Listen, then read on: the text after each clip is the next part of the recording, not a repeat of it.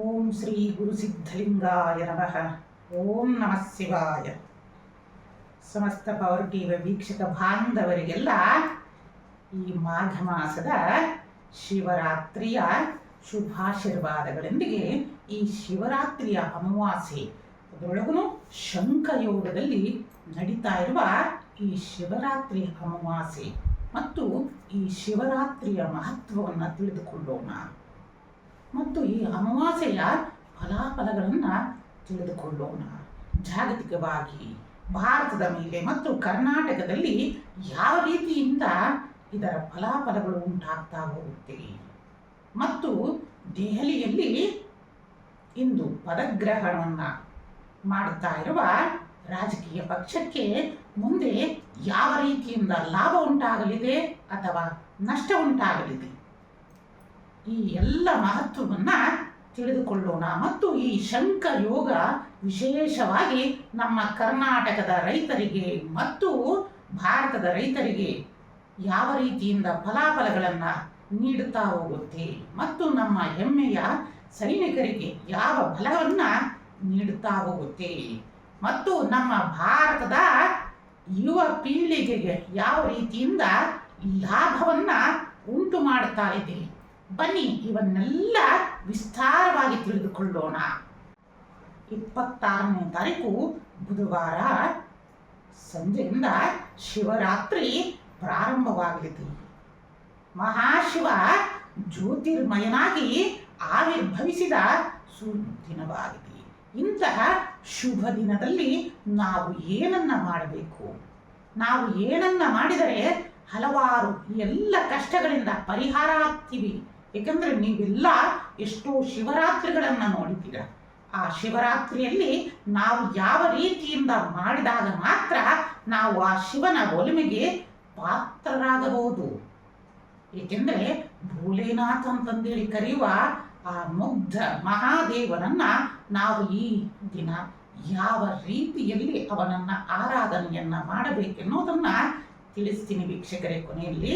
ಬನ್ನಿ ಅದಕ್ಕಿಂತ ಮುಂಚೆ ಈ ಅಮಾವಾಸ್ಯೆ ಶಂಖಯೋಗದಲ್ಲಿ ನಡೀತಾ ಇರುವ ಫಲಾಫಲಗಳನ್ನು ನೋಡೋಣ. ಇದೇ 27ನೇ ತಾರೀಕು ಫೆಬ್ರವರಿ 2025 ಬೆಳಗ್ಗೆ 8:54 ಈ ಅಮಾವಾಸ್ಯೆಯು ಪ್ರಾರಂಭವಾಗಿ 28ನೇ ತಾರೀಕು ಫೆಬ್ರವರಿ 2025 ಬೆಳಗ್ಗೆ 6:14 ಮುಕ್ತಾಯವಾಗಲಿದೆ. ಆದ್ದರಿಂದ 27ನೇ ತಾರೀಕಿನಂದು ಅಮಾವಾಸ್ಯೆ ಆಚರಣೆ ಶುಭಪ್ರದವಾಗಿದೆ. ಗುರುವಾರದಂದು ಈ ಅಮಾವಾಸ್ಯೆ ನಡೀತಾ ಇರೋದು, ಅದರೊಳಗೂ ವಿಶೇಷವಾಗಿ ಶಂಖಯೋಗದಲ್ಲಿ ನಡೀತಾ ಇರೋದು, ಮೀನ ಲಗ್ನದಲ್ಲಿ ಪ್ರಾರಂಭವಾಗಿರೋದು ಅತ್ಯಂತ ಶುಭಪ್ರದವಾಗಿದೆ. ಈ ದಿನ ಆಧ್ಯಾತ್ಮಿಕ ಜೀವಿಗಳು ಮತ್ತು ಯಾರು ಸಾಧನೆಯನ್ನ ಮಾಡಬೇಕು ಅಂತಂದು ಆಧ್ಯಾತ್ಮಿಕ ಕ್ಷೇತ್ರದಲ್ಲಿ ಇರ್ತೀರ ಅವರೆಲ್ಲ ಗುರುಗಳಿಂದ ಮಂತ್ರೋಪದೇಶವನ್ನ ತೆಗೆದುಕೊಂಡು ಗುಪ್ತವಾದ ಮಂತ್ರಗಳ ಸಾಧನೆಯನ್ನ ಮಾಡುವುದರಿಂದ ತಮ್ಮ ಆಧ್ಯಾತ್ಮಿಕ ಕ್ಷೇತ್ರದಲ್ಲಿ ಉನ್ನತಿಯ ಜೊತೆಗೆ ತನ್ನ ಲೌಕಿಕ ಜೀವನದಲ್ಲೂ ಸಹ ಸಕಲ ಚತುರ್ವಿಧ ಫಲಪುರುಷಾರ್ಥಗಳನ್ನು ಸಹ ಆ ಸಾಧಕ ಪಡಿತಾ ಹೋಗ್ತಾನೆ ವೀಕ್ಷಕರೇ. ಮತ್ತು ಈ ಶಂಖಯೋಗದ ಅಮಾವಾಸ್ಯೆ ವಿಶೇಷವಾದ ಫಲವನ್ನು ನೀಡುತ್ತಾ ಇದೆ. ಪ್ರತಿಯೊಬ್ಬ ಯುವ ಪೀಳಿಗೆ, ಯುವಕರಿರಲಿ ಯುವತಿಯರಿರಲಿ, ನಿಮಗೆ ಇಂದಿನಿಂದಲೂ ಎಚ್ಚರಿಸ್ತಾ ಬರ್ತಾ ಇದ್ದೀವಿ. ಈ ಕಾಲ ನಿಮಗೆ ಹೊಸ ಉದ್ಯೋಗಗಳನ್ನು ಪ್ರಾರಂಭ ಮಾಡುವ ಸುಸಮಯವಾಗಿದೆ. ಆದಷ್ಟು ಈ ಯುವ ಪೀಳಿಗೆ ಕೆಲಸ ಸಿಗಲಿಲ್ಲ ಅನ್ನೋದಕ್ಕಿಂತನೂ ನಾವು ಯಾರಿಗೆ ಇನ್ನೂ ಕೆಲಸ ಕೊಡ್ಲಿಕ್ಕಾಗ್ತಾ ಇಲ್ಲಲ್ಲ ಅಂತಂದೇಳಿ ಯಾವತ್ತು ನಮ್ಮ ಕರ್ನಾಟಕದ ಯುವ ಪೀಳಿಗೆಯಲ್ಲಿ ಹೃದಯದಲ್ಲಿ ಛಲ ಎಂದು ಎದ್ದೇಳುತ್ತೋ ಆ ದಿನ ನಮ್ಮ ಕರ್ನಾಟಕ ಮುಂದುವರಿತಾ ಹೋಗುತ್ತೆ. ಇಡೀ ವಿಶ್ವಕ್ಕೆ ಒಂದು ಬೆಳಕನ್ನು ಕೊಡುವಂತಹ ನಾಡು ನಮ್ಮ ಕರುನಾಡು ಆಗಬೇಕಂತಂದ್ರೆ ಇದು ಯಾವುದೇ ಸರ್ಕಾರದಿಂದ ಸಾಧ್ಯ ಇಲ್ಲ. ಆದರೆ ನಮ್ಮ ಈ ಯುವ ಪೀಳಿಗೆ ಖಂಡಿತ ಅವರು ಒಂದು ಛಲವನ್ನ ಬಿಟ್ಟು ಯುವ ಅಂದರೆ ಉದ್ಯೋಗವನ್ನ ಪ್ರಾರಂಭ ಮಾಡ್ತೀವಿ ಅಂತಂದು ಹೇಳಿ ಯಾವತ್ತು ಸಂಕಲ್ಪವನ್ನ ಮಾಡ್ತಾರೋ, ನನಗೆ ಕೆಲಸ ಸಿಗಲಿಲ್ಲ ಅನ್ನೋದನ್ನ ಮರೆತು ನಾನಿನ್ನೂ ಕೆಲಸ ಕೊಡ್ಲಿಕ್ಕಾಗ್ತಾ ಇಲ್ಲಲ್ಲ ಅಂತಂದೇಳಿ ಆ ಸಂಕಲ್ಪ ಆದಷ್ಟು ಬೇಗ ನಮ್ಮ ಎಲ್ಲ ಯುವ ಪೀಳಿಗೆಗೆ ಬರಲಿ.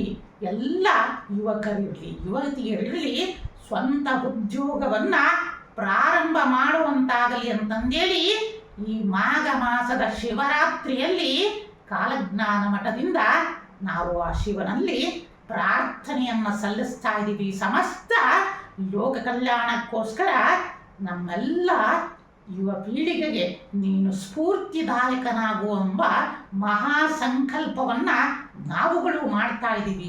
ಈ ಶುಭ ದಿನದಲ್ಲಿ ತಾವೆಲ್ಲರೂ ಸಹ ಆ ಭಗವಂತನಲ್ಲಿ ನೀವುಗಳು ಪ್ರಾರ್ಥನೆಯನ್ನ ಮಾಡ್ತಾ ಬನ್ನಿ. ಇನ್ನ ಶಂಖಯೋಗದಲ್ಲಿ ನಡೀತಾ ಇರುವ ಈ ಅಮಾವಾಸ್ಯೆ ನಮ್ಮ ರೈತರಿಗೆ ವಿಶೇಷವಾದ ಫಲ ಮತ್ತು ಶುಭ ಲಾಭವನ್ನು ತರ್ತಾ ಇದೆ. ಆದ್ದರಿಂದ ರೈತರು ವಿಶೇಷವಾದ ಬೆಳೆಗಳನ್ನು ಬೆಳೆಯೋದು ತುಂಬ ಉತ್ಕೃಷ್ಟವಾಗಿದೆ. ನಂತರ ರೈತರಿಗೆ, ಯಾಕಂದರೆ ನಮ್ಮ ನಾಡಿನ ಮತ್ತು ನಮ್ಮ ದೇಶದ ರೈತ ಎಂದು ಸಂತೋಷದಾಯಕನಾಗಿರ್ತಾನೋ ಆ ದಿನ ನಮ್ಮ ಭಾರತ ಖಂಡಿತವಾಗಿ ಮುಂದುವರಿದಿದೆ ಅಂತಂದೇಳಿ ಗೊತ್ತಾಗುತ್ತೆ. ಆದರೆ ಆಧುನಿಕ ಕಾಲದಲ್ಲಿ ಎಲ್ಲರೂ ಸಹ ಕೆಲವೊಂದು ದುರಾಸೆಗೆ ಬಿದ್ದು ಹೋಗ್ಬಿಟ್ಟಿದೆ. ಆದರೆ ನಮ್ಮ ರೈತರಿಗೊಂದು ಕಿವಿ ಮಾತು ಆದಷ್ಟು, ಏಕೆಂದರೆ ಎಲ್ಲ ಕ್ಷೇತ್ರಗಳಲ್ಲೂ ಮಿಶ್ರಣ ಉಂಟಾಗ್ತಾ ಇದೆ. ನಿಮಗೆ 2021ರಲ್ಲೂ ಸಹ ತಿಳಿಸ್ತಾ ಬಂದಿದ್ದೀವಿ. ಏಕೆಂದರೆ ಬರೋ ಈ 2027ರ ಮೇಲೆ ಈ ಕ್ಯಾನ್ಸರ್ ಅನ್ನೋ ಕಾಯಿಲೆ ಅತ್ಯಂತ ಮಾರಕವಾಗಿ ಎಲ್ಲ ಕಡೆಯಲ್ಲೂ ಹೆಚ್ಚಾಗ್ತಾ ಹೋಗುತ್ತೆ. ಆದಷ್ಟು ನಮ್ಮ ಆಹಾರ ಕ್ರಮ ಮತ್ತೆ ಹಿಂದಿನದಂತಾದರೆ ಮಾತ್ರ ನಾವು ಎಲ್ಲ ರೋಗ ರುಜಿನಗಳಿಂದ ನಾವು ಪಾರಾಗಬಹುದು. ಆ ಪಾರಾಗಬೇಕು ಅಂತಂದ್ರೆ ನಮ್ಮ ರೈತ ತುಂಬ ದುಡಿಯುವಂತಾಗಬೇಕು. ಆದರೆ ಈ ಆಧುನಿಕ ಕಾಲದಲ್ಲಿ ಎಲ್ಲವೂ ಬೆಲೆ ಹೆಚ್ಚಳದಿಂದ ಅವರುಗಳು ಸಹ ಕೆಲವೊಂದು ಮಾರ್ಪಾಡುಗಳನ್ನು ಮಾಡ್ತಾ ಹೋಗ್ತಾರೆ. ಆದರೂ ನಮ್ಮ ಎಲ್ಲ ರೈತಾಪಿ ಬಾಂಧವರಲ್ಲಿ ಒಂದು ಕೋರಿಕೆ ಏನಪ್ಪಾ ಅಂತಂದ್ರೆ, ಹೆಚ್ಚಿನ ರಾಸಾಯನಿಕಗಳನ್ನ ನಾವು ಉಪಯೋಗಿಸುವುದನ್ನ ಕಮ್ಮಿಯನ್ನ ಮಾಡೋಣ. ರೈತರು ಬೆಳೆಯುವ ಬೆಳೆಗಳಿಗೆ ಆದಷ್ಟು ಸಾವಯವ ಗೊಬ್ಬರಗಳನ್ನು ಮತ್ತು ಸಾವಯವ ರೀತಿಯಿಂದ ಮಾಡಿದ ಅನೇಕ ಔಷಧಿಗಳನ್ನು ಬಳಸಿದಾಗ ಆ ಪದಾರ್ಥಗಳು ಸಹ ಮುಂದಿನ ಎಲ್ಲ ಯುವಕರಿಗಿರಲಿ ಮತ್ತು ಮುಂದಿನ ಪ್ರಜೆಗಳಿಗೆ ಒಂದು ಸುವ್ಯವಸ್ಥಿತವಾದ ಆರೋಗ್ಯ ಭಾಗ್ಯವನ್ನು ಕೊಡುತ್ತಾ ಹೋಗುತ್ತೇವೆ. ವೀಕ್ಷಕರೇ, ಆದಷ್ಟು ನಾವುಗಳು ರೈತರಿಗೆ ಒಂದು ಸಂತೋಷವನ್ನಾಗಿಟ್ಟಾಗ ಮಾತ್ರ ಅವನೂ ಸಹ ಅಂತಹ ಔಷಧಿಗಳನ್ನು ಮುಟ್ಟಲಿಕ್ಕೆ ಹೋಗೋಲ್ಲ. ಆದಷ್ಟು ನಾವುಗಳು ಆ ರೈತಾಪಿ ವರ್ಗದವರಿಗೆ ಹೆಚ್ಚಿನ ಬೆಲೆಯನ್ನು ನೀಡುವಂಥ ಒಂದು ಮನಸ್ಸು ಉಂಟಾಗಲಿ. ಆದಷ್ಟು ಕೇಂದ್ರ ಸರ್ಕಾರ, ರಾಜ್ಯ ಸರ್ಕಾರಗಳು ನಮ್ಮ ರೈತರಿಗೆ ಅತ್ಯಂತ ಹೆಚ್ಚಿನ ಸವಲತ್ತುಗಳನ್ನು ನೀಡಿದಾಗ ಆ ರೈತ ಎಂದೂ ಸಹ ರಾಸಾಯನಿಕ ಅಂದರೆ ಅನೇಕ ರೀತಿಯಿಂದ ಆ ಕೆಮಿಕಲ್ ಔಷಧಿಗಳನ್ನೇ ಅವನು ಬಳಸೋದನ್ನು ಬಿಟ್ಟು ಹೋಗ್ತಾನೆ. ಏಕೆಂದರೆ ತನ್ನ ಹೊಟ್ಟೆ ತುಂಬಿದಾಗ ಮಾತ್ರ ಮನುಷ್ಯ ತೃಪ್ತಿಯನ್ನು ಕಾಣ್ತಾನೆ.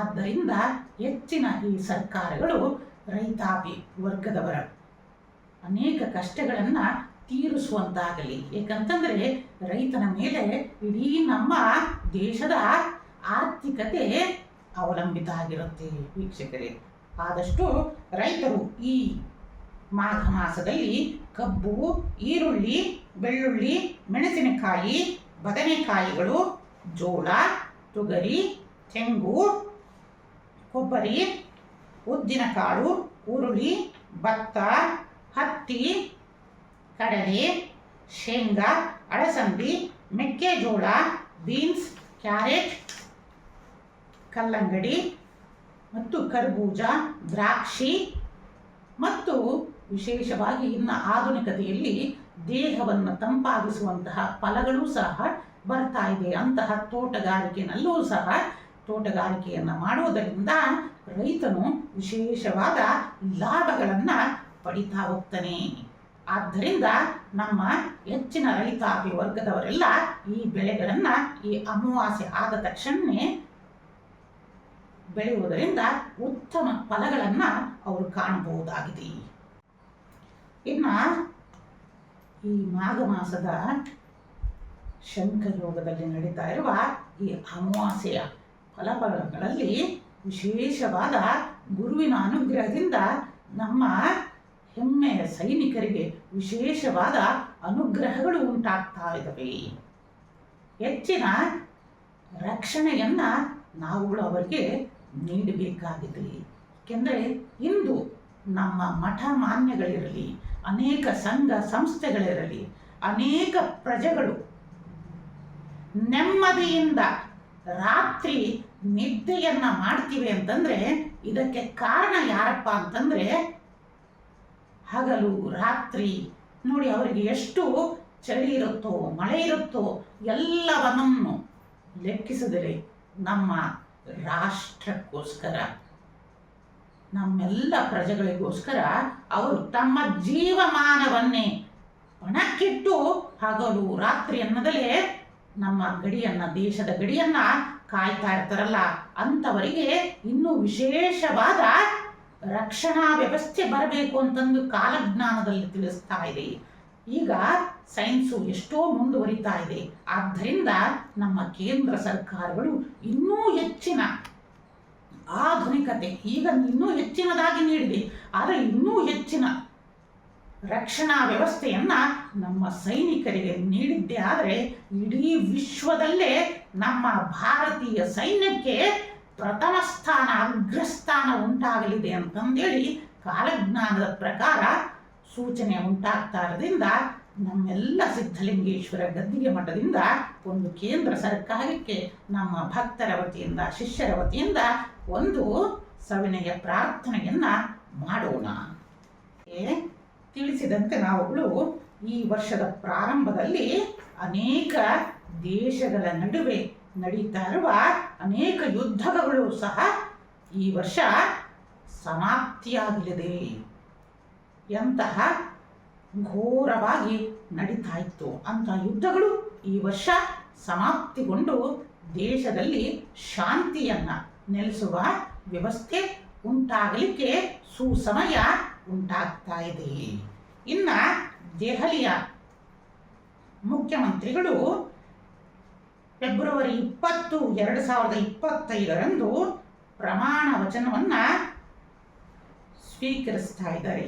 ಆದರೆ ಕಾಲಜ್ಞಾನದ ಪ್ರಕಾರ ಕೆಲವೊಂದು ಗ್ರಹಗತಿಗಳ ಚಲನವಲನದಿಂದ ಮುಂದೆ 2027ರ ನಂತರ ಮತ್ತು 2027ರಿಂದ ಅನೇಕ ರಾಜಕೀಯದಲ್ಲಿ ಹಣಕಾಸಿನ ವ್ಯವಹಾರಗಳಲ್ಲಿ ರಾಜ್ಯವೇ ದಿಕ್ಕು ತಪ್ಪುವಂತಹ ಸೂಚನೆ ಉಂಟಾಗ್ತಾ ಇದೆ. ಈ ದಿನ ಅವರು ಪ್ರಮಾಣ ವಚನವನ್ನು ತೆಗೆದುಕೊಳ್ಳುವುದರಿಂದ ಮತ್ತು ಇನ್ನು 8-10 ತಿಂಗಳಲ್ಲೇ ತಮ್ಮ ಪಕ್ಷದಲ್ಲೇ ಅನೇಕ ರೀತಿಯಿಂದ ಗೊಂದಲಗಳೂ ಸಹ ಉಂಟಾಗುವಂತಹ ಸೂಚನೆ ಉಂಟಾಗ್ತಾ ಇದೆ. ಆದಷ್ಟು ಇನ್ನೇ ಕಾಲಜ್ಞಾನದ ಗ್ರಹಗತಿಯ ಆಧಾರದ ಮೇಲೆ ಕೊಂಚ ನೀವು ವಿಳಂಬ ಮಾಡಿ ಪ್ರಮಾಣ ವಚನವನ್ನು ತೆಗೆದುಕೊಂಡಿದ್ದರೆ ತುಂಬ ಉತ್ತಮವಾಗುತ್ತಿತ್ತು. ದೆಹಲಿಯ ಚುಕ್ಕಾಣಿಯನ್ನು ಸ್ತ್ರೀ ಶಕ್ತಿ ಮತ್ತೊಮ್ಮೆ ಹಿಡಿತಾ ಇರೋದು ನಮ್ಮೆಲ್ಲರಿಗೂ ಹೆಮ್ಮೆನೆ. ಏಕೆಂದರೆ ಒಬ್ಬ ಸ್ತ್ರೀ ಅಧಿಕಾರವನ್ನು ಮಾಡ್ತಾ ಇದ್ದಾಳೆ ಅಂತಂದರೆ ಆ ರಾಜ್ಯ ಸುಭಿಕ್ಷತೆಯನ್ನು ಹೊಂದಿರುತ್ತೆ. ಕಾರಣ ಸ್ತ್ರೀ ಶಕ್ತಿನೇ ಆ ಜಗನ್ಮಾತೆಯ ರೂಪದಲ್ಲಿ ಇರ್ತಾರೆ. ಆದರೂ ಕಾಲಜ್ಞಾನದ ಪ್ರಕಾರ ಪ್ರಮಾಣ ವಚನವನ್ನು ತೆಗೆದುಕೊಂಡಿರುವ ಸಮಯ ಅಷ್ಟೊಂದು ಸೂಕ್ತವಾಗಿಲ್ಲದ ಕಾರಣ ಮುಂಬರುವ ದಿನಗಳಲ್ಲಿ ಅನೇಕ ರೀತಿಯಿಂದ ಹಿನ್ನಡೆಗಳನ್ನು ನೀವು ಕಾಣುವಂತಹ ದಿನಗಳು ಸಮೀಪಿಸಲಿವೆ. ಆದಷ್ಟು ದುರ್ಗೆಯ ಆರಾಧನೆಯನ್ನು ಮಾಡುವುದರಿಂದ ಬರುವ ಸಂಕಷ್ಟಗಳಿಂದ ಪಾರಾಗಬಹುದು. ಇನ್ನು ಮಾಘ ಮಾಸದ ಅಮಾವಾಸ್ಯೆಯಿಂದ ಗ್ರಹಗತಿಗಳ ಚಲನವಲನದಿಂದ ಉಷ್ಣತೆಯ ಭೀಕರತೆಯನ್ನು ನಾವುಗಳು ನೋಡ್ತಾ ಹೋಗ್ತೀವಿ. ನಮ್ಮ ಕರುನಾಡಿಗೆ ಅಲ್ಲ, ನಮ್ಮ ಭಾರತಕ್ಕೆಲ್ಲ, ಇಡೀ ಜಾಗತಿಕವಾಗಿ ತಾಪಮಾನ ಅಂದರೆ ಉಷ್ಣತೆಯ ತಾಪಮಾನ ಹೆಚ್ಚಾಗಲಿದೆ.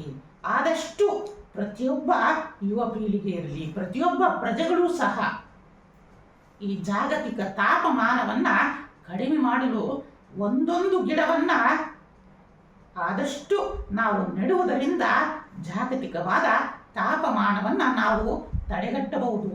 ಏಕೆಂದರೆ ಮುಂಬರುವ ದಿನಕ್ಕೋಸ್ಕರನಾದರೂ ನಾವು ಜಗತ್ತಿಗೆ, ಈ ಪ್ರಕೃತಿಗೆ ನಾವು ಏನನ್ನಾದರೂ ಒಂದು ಕೊಡುಗೆಯನ್ನು ಕೊಡ್ತೀವಿ ಅಂತಂದರೆ ಈ ವೃಕ್ಷೋತ್ಸವನಾದರೂ ನಾವು ಮಾಡೋಣ ಅಂತಂದೇಳಿ ಕೇಳುತ್ತಾ, ಆದಷ್ಟು ಯುವಕರು, ಈ ಯುವ ಪೀಳಿಗೆ ಹೆಮ್ಮೆಯಿಂದ ಪ್ರತಿಯೊಂದು ದಿನವೂ ಒಂದೊಂದು ವೃಕ್ಷವನ್ನು ನಾವು ನೆಡ್ತಾ ಬರೋಣ. ಮುಂದಿನ ಪೀಳಿಗೆಗೆ ಅದು ನೆರಳಾಗಲಿ, ಇಡೀ ನಮ್ಮ ಪ್ರಕೃತಿಗೆ ಒಂದು ಕೊಡುಗೆಯನ್ನು ನಾವುಗಳು ಸಹ ಕೊಡೋಣ. ಏಕೆಂದರೆ ಪ್ರಕೃತಿಯಿಂದಲೇ ನಾವು ಎಲ್ಲವನ್ನೂ ತೆಗೆದುಕೊಳ್ತಾ ಇದ್ದೀವಿ ಹೊರತು ಪ್ರಕೃತಿಗೆ ನಾವು ಏನನ್ನೂ ಕೊಡ್ತಾ ಇಲ್ಲ. ಮನುಷ್ಯ ಜೀವಿ ಅಷ್ಟು ಸ್ವಾರ್ಥಿಯಾಗಿ ಮುಂದುವರಿತಾ ಇದ್ದಾನೆ. ವೀಕ್ಷಕರೇ, ಆದಷ್ಟು ಈ ಸ್ವಾರ್ಥರಹಿತ ಜೀವನಕ್ಕೆ ನಾವು ಹೆಜ್ಜೆಯನ್ನು ಇಡೋಣ. ಆನಂದ ರೀತಿಯಿಂದ ಜೀವನವನ್ನು ಸಾಗಿಸೋಣ. ಭಾರತ ಮತ್ತು ಹಲವಾರು ದೇಶಗಳಲ್ಲಿ ಭೂಕಂಪಗಳು, ಸುನಾಮಿಗಳು, ಜ್ವಾಲಾಮುಖಿಗಳು ಮತ್ತು ಅನೇಕ ಕಡೆಗಳಲ್ಲಿ ಕಾಡ್ಗಿಚ್ಚುಗಳು, ಬೆಂಕಿಯಿಂದ ಅನಾಹುತಗಳು ಮತ್ತು ವಿಮಾನ ಅಪಘಾತಗಳು, ರೈಲು ಅಪಘಾತಗಳು ಮತ್ತು ಅಕಾಲಿಕ ಮಳೆಗಳನ್ನು ನಾವು ಕಾಣಬಹುದಾಗಿದೆ. ಹೆಚ್ಚಾಗಿ ವಿಮಾನ ನಡೆಸ್ತಾ ಇರುವ ಪೈಲಟ್ಗಳು ಸಹ ನೀವು ಎಚ್ಚರಿಕೆಯಿಂದ ಇರುವುದು ಒಳಿತು. ಏಕೆಂದರೆ ನಿಮ್ಮನ್ನು ನಂಬಿ ಅನೇಕ ಪ್ರಯಾಣಿಕರು ಪ್ರಯಾಣವನ್ನು ಮಾಡ್ತಾ ಇದ್ದಾರೆ. ಆದಷ್ಟು ನಾವು ಹೊಸ ವರ್ಷದಲ್ಲೇ ತಿಳಿಸಿದ್ದೀವಿ, ಆದಷ್ಟು ವಿಮಾನ ಯಾತ್ರೆಯಲ್ಲಿರುವವರು ಎಚ್ಚರಿಕೆಯನ್ನು ವಹಿಸುವುದು ಸೂಕ್ತ. ಅನೇಕ ಉತ್ತರ ಭಾರತ ಇರಲಿ ಮತ್ತು ಪಶ್ಚಿಮ ಬಂಗಾಳಗಳು ಮತ್ತು ವೆಸ್ಟ್ ಬೆಂಗಾಲ್ ಈ ಕಡೆ ಎಲ್ಲ ಅನೇಕ ರೀತಿಯಿಂದ ಚಂಡಮಾರುತದ ಸೂಚನೆಗಳು ಸಹ ತೋರಿಸ್ತಾ ಇದೆ. ಮತ್ತು ಜಪಾನ್, ಚೀನಾ, ಉತ್ತರ ಕೊರಿಯಾ ಈ ಕಡೆನೂ ಸಹ ಅನೇಕ ಭೂಕಂಪದ ಮತ್ತು ಚಂಡಮಾರುತಗಳ ಸೂಚನೆಗಳು ಸಹ ಉಂಟಾಗ್ತಾ ಇದೆ. ಇಂಗ್ಲೆಂಡ್ನಲ್ಲಿ ಆರ್ಥಿಕತೆಯೇ ಬುಡಮೇಲಾಗಬಹುದು, ಏರುಪೇರುಗಳು ಉಂಟಾಗಬಹುದು. ಏಕೆಂದರೆ ಕಾಲಚಕ್ರ ಎಷ್ಟು ರೋಚಕ.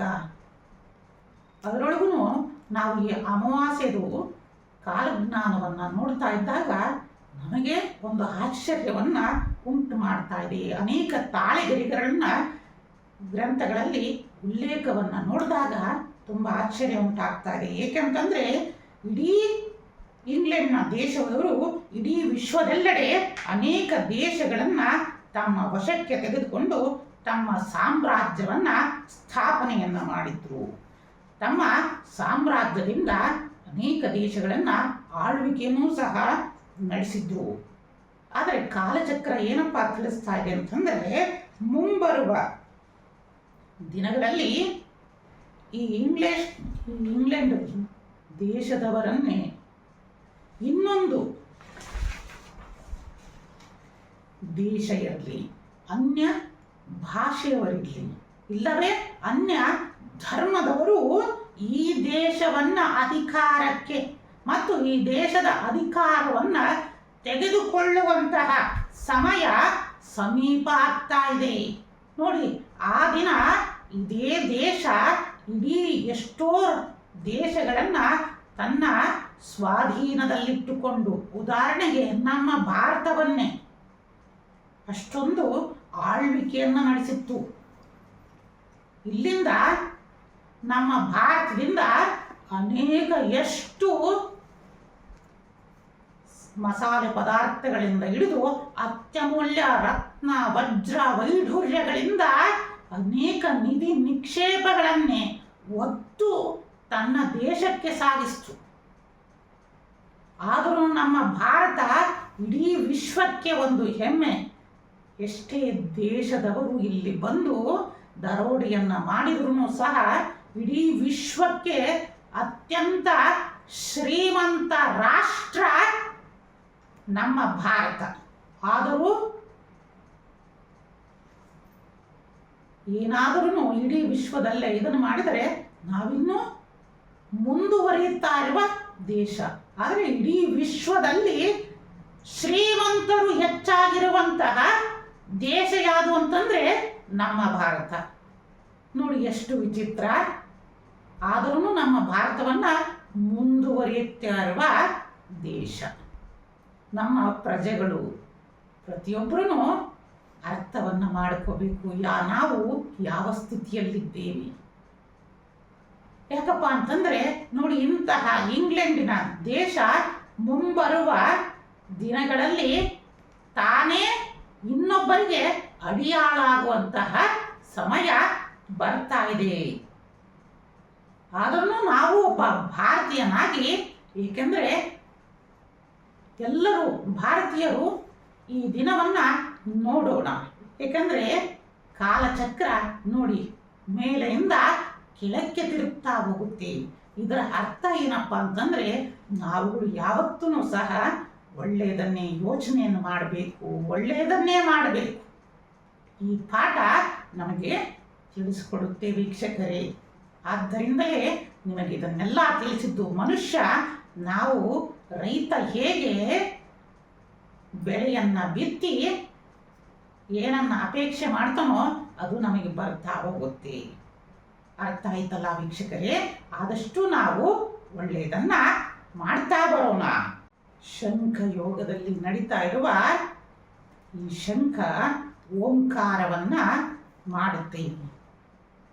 ಇಂತಹ ಶಂಖ ಯೋಗದ ಈ ಅಮಾವಾಸ್ಯೆಯಿಂದ ನಮ್ಮ ಕರ್ನಾಟಕದ ಮೇಲೆ ಯಾವ ರೀತಿಯಿಂದ ಪ್ರಭಾವವನ್ನು ಬೀರುತ್ತೆ ಅಂತಂದರೆ, ಕಾಲಜ್ಞಾನದ ಪ್ರಕಾರ ಇದೇ ಬರುವ ಮಾರ್ಚ್ 10ರ ನಂತರ ರಾಜಕೀಯದಲ್ಲಿ, ಕರ್ನಾಟಕದ ರಾಜಕೀಯದಲ್ಲಿ ಅನೇಕ ರೀತಿಯಿಂದ ಏರುಪೇರುಗಳನ್ನು ನೀವು ನೋಡ್ತಾ ಹೋಗ್ತೀರಾ. ಈ ಮಾರ್ಚ್ 10ರಿಂದ ಇನ್ನೂ ಬರುವ ಉತ್ತರಾಯಣ ಅಂದರೆ ಮುಂದಿನ ಸಂಕ್ರಾಂತಿಯವರೆಗೂ ಸಹ ಈ ರಾಜಕೀಯದಲ್ಲಿ ಅನೇಕ ಸಂಕ್ರಾಂತಿಗಳನ್ನೇ ನೀವೆಲ್ಲರೂ ಕಾಣಬಹುದಾಗಿದೆ ಮತ್ತು ನೋಡಬಹುದಾಗಿದೆ.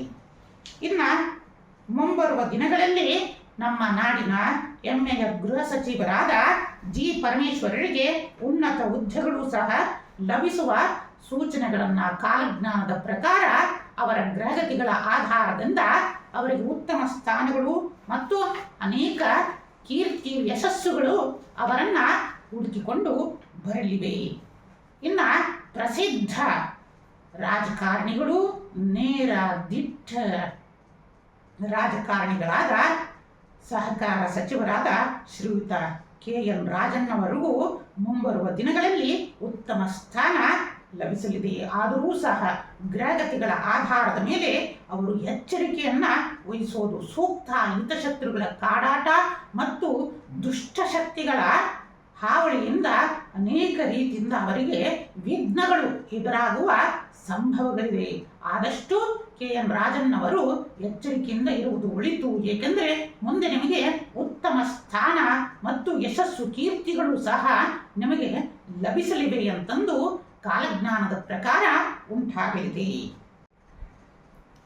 ನಮ್ಮ ಕರ್ನಾಟಕ ಸರ್ಕಾರದ ಮತ್ತು ನಮ್ಮ ಕರ್ನಾಟಕ ರಾಜ್ಯದ ಪ್ರಸಿದ್ಧ ಘನತೆ ವ್ಯಕ್ತಿಯ ಮುಖ್ಯಮಂತ್ರಿಗಳಾದ ಶ್ರೀಯುತ ಸಿದ್ದರಾಮಯ್ಯನವರಿಗೆ ಹಿಂದೆಯೇ ತಿಳಿಸಿದಂತೆ ಆದಷ್ಟು ನಿಮ್ಮ ಆರೋಗ್ಯದ ಕಡೆ ನೀವು ಹೆಚ್ಚಿನ ಒತ್ತನ್ನು ನೀಡಬೇಕು. ಹಿಂದೆಯೂ ಸಹ ನಿಮಗೆ ತಿಳಿಸಿದ್ದೇವೆ, ಆರೋಗ್ಯದ ಕಡೆ ಗಮನವನ್ನು ನೀಡಿ ಅಂತಂದು ಕಾಲಜ್ಞಾನದ ಪ್ರಕಾರ ಹಿಂದೆನೇ ಸಹಿತ ತಿಳಿಸಿದ್ದೇವೆ.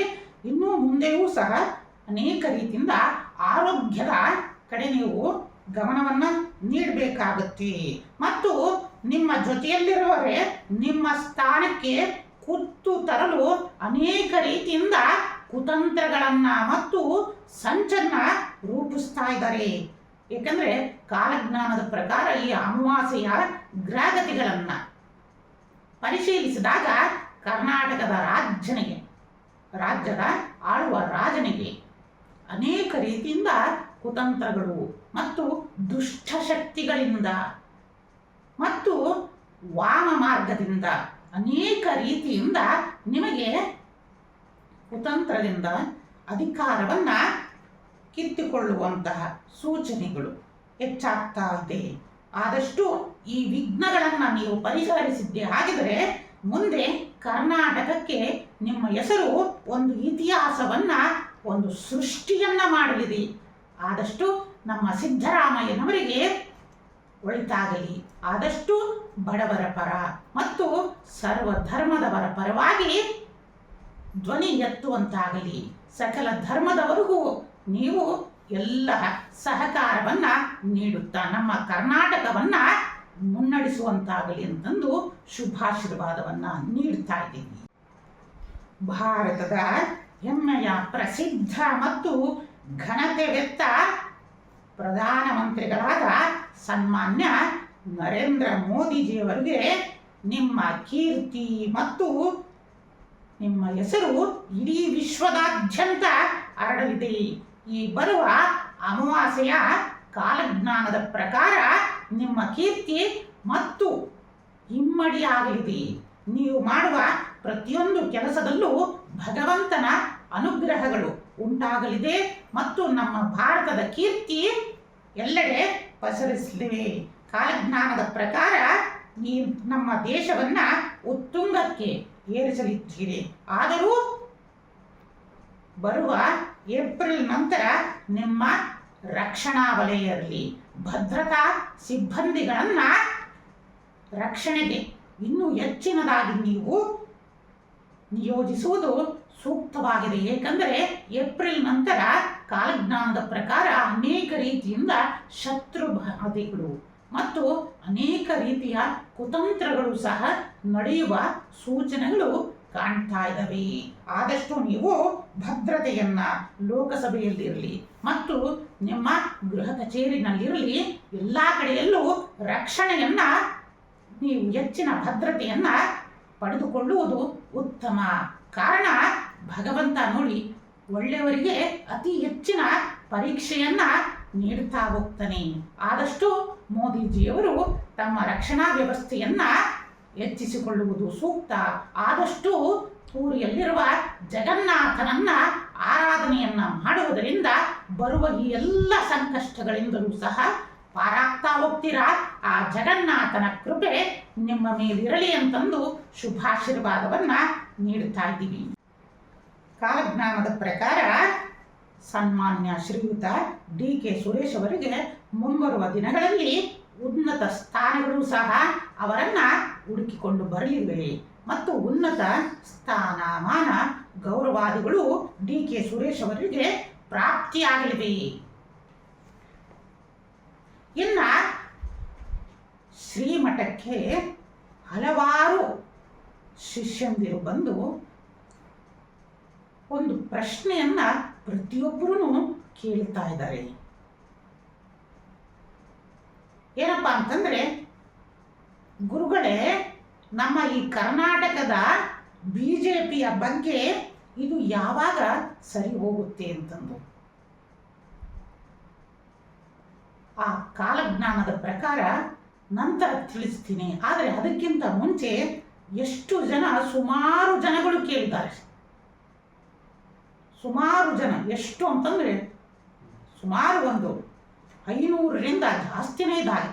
ಅಷ್ಟು ಜನರು ಪ್ರತಿಯೊಂದು ಮೆಸೇಜ್ನಿಂದ ಮತ್ತು ನೇರವಾಗಿ ಸಹ ಬಂದು ಶ್ರೀಪೀಠವನ್ನು ಸಂದರ್ಶಿಸಿ ಆಶೀರ್ವಾದವನ್ನು ಪಡೆದು ಪ್ರತಿಯೊಬ್ಬರೂ ಪ್ರಶ್ನೆಯನ್ನು ಇಟ್ಟಿದ್ದಾರೆ. ಎಂತಹ ಕಾರ್ಯಕರ್ತರು ಅಂತಂದರೆ ಸುಮಾರು 30ರಿಂದ 40 ವರ್ಷದಿಂದ ನಾವುಗಳು ಈ ಪಕ್ಷದ ಕಾರ್ಯಕರ್ತರಾಗಿದ್ದೀವಿ ಗುರುಗಳೇ. ಈ ಪಕ್ಷಕ್ಕೋಸ್ಕರ ನಮ್ಮ ಸಂಸಾರಗಳನ್ನು ಲೆಕ್ಕಿಸಿದರೆ ಹಗಲು ರಾತ್ರಿ ಅನ್ನದಲೇ ಪಕ್ಷಕ್ಕೋಸ್ಕರ ಪಕ್ಷದ ಬಾವುಟವನ್ನು ಕಟ್ಟಿದ್ದಾರೆ. ನನಗೆ ತುಂಬ ನೋವಾಯಿತು. ತಮ್ಮ ಜೀವನವನ್ನೇ ಪಕ್ಷಕ್ಕೋಸ್ಕರ ಮೀಸಲಿಟ್ಟದ ಆ ಎಲ್ಲ ಕಾರ್ಯಕರ್ತರಿದ್ರಲ್ಲ, ಅವರೇ ನಿಜವಾದ ದಣಿಗಳು. ಆದರೆ ಈ ಕರ್ನಾಟಕದಲ್ಲಿ ಏನ್ ನಡೀತಾ ಇದೆ? ತಮ್ಮ ಸ್ವಪ್ರತಿಷ್ಠೆಗೋಸ್ಕರ, ತಮ್ಮದೇ ಒಂದು ನಾಯಕತ್ವಕ್ಕೋಸ್ಕರ ಪಕ್ಷವನ್ನೇ ಹಾಳು ಮಾಡ್ತಾ ಇದ್ದಾರೆ. ಯಾಕಪ್ಪ ಹೇಳ್ತಾ ಇದ್ದೀನಿ ಅಂತಂದ್ರೆ, ಇದನ್ನು ಸುಮಾರು 1,000ಕ್ಕಿಂತಲೂ ಹೆಚ್ಚಿನ ಜನ ಶಿಷ್ಯಂದಿರು ಕೇಳಿದ್ದಾರೆ ಈ ಪ್ರಶ್ನೆಯನ್ನ. ಅವರವರು ಒಂದೊಂದು ಕೇಳಿದ್ರೇನೆ ಒಂದೊಂದು ನೋವುಗಳು ಉಂಟಾಗ್ತದೆ. ಏಕೆಂದ್ರೆ ಒಂದು ದಿನದ್ದಲ್ಲ, ಸುಮಾರು 30ರಿಂದ 40 ವರ್ಷಗಳು ಪಕ್ಷಕ್ಕೋಸ್ಕರ ದುಡಿದಿದ್ದಾರೆ ಅಂತಂದ್ರೆ ಒಂದೊಂದು ಸಮಯವೂ ಬಂಗಾರಕ್ಕಿಂತ ಹೆಚ್ಚಿನ ಸಮಯ. ಅಂತಹ ಸಮಯವನ್ನ ಕೊಟ್ಟಂತಹ ಕಾರ್ಯಕರ್ತರಿಗೆ ಈ ದಿನ ತುಂಬಾ ಬೇಸರ ಉಂಟಾಗ್ತಾ ಇದೆ.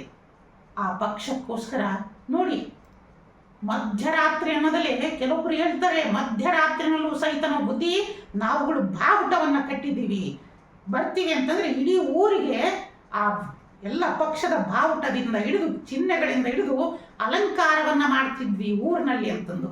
ಯಾರು ಮಾಡ್ತಾರೆ? ಆದ್ದರಿಂದ ನಿಮ್ಮ ಎಲ್ಲ ಈ ಸ್ವಪ್ರತಿಷ್ಠೆಯಾದ ಜಗಳಗಳನ್ನ, ನಿಮ್ಮ ಸ್ವಾರ್ಥವಾದ ಒಂದು ನಿಮ್ಮ ಮನೆಯಲ್ಲಿ, ನಿಮ್ಮ ಕೋಣೆಗಳಲ್ಲಿ ಬಂಧನಾಗಿಟ್ಟು ನಿಮಗೋಸ್ಕರ ಅವರಿದ್ದಾರಲ್ಲ, ಎಷ್ಟೋ ಜನ ಆ ಕಾರ್ಯಕರ್ತರಲ್ಲಿ ಮತ್ತು ಅಭಿಮಾನಿಗಳಿದಾರಲ್ಲ, ಅವರಿಗೋಸ್ಕರ ಯಾರು ನಿಜವಾಗಿ ತ್ಯಾಗವನ್ನ ಮಾಡ್ತಾರೋ ಅಂಥವನು ನಿಜವಾದ ನಾಯಕತ್ವನಾಗ್ತಾನೆ. ಆದ್ದರಿಂದ ನೀವೆಲ್ಲರೂ ಸಹ ಆ ಕಾರ್ಯಕರ್ತರ ಮತ್ತು ಅಭಿಮಾನಿಗಳ ಪ್ರೀತಿಗೆ ಸೋಲಬೇಕು.